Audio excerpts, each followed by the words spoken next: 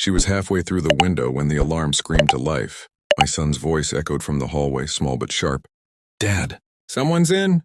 I froze for a split second, coffee still in my hand, watching the unbelievable sight. Our HOA president, Karen, dragging herself into my living room like some kind of budget spy. Her hair was a mess, her floral dress snagged on the frame, but her eyes were locked on me like I was the one trespassing.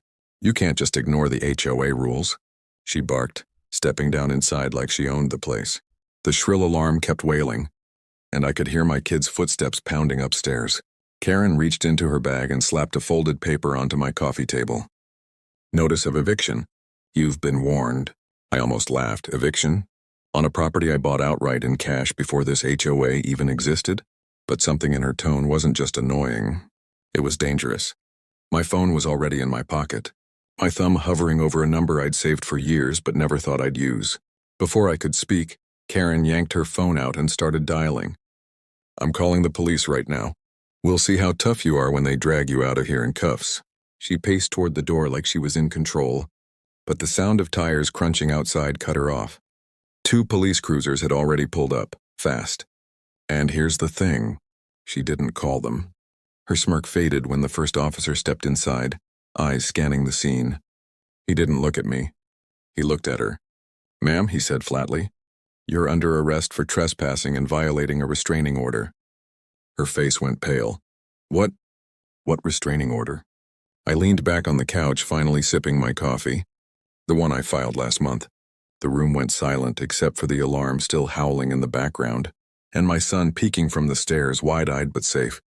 She had no idea that I'd been ready for her for weeks. Karen's voice cracked as she tried to talk, her way out. "This is my community.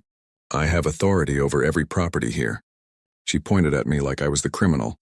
The officers didn't even blink.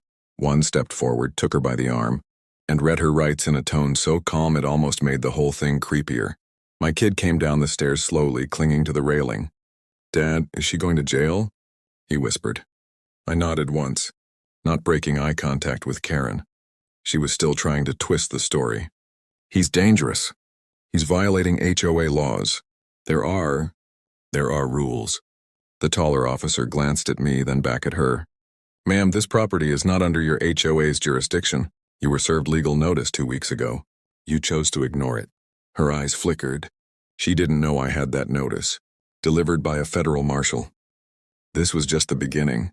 Watch the full HOA Karen story in my long video. Link is in the description.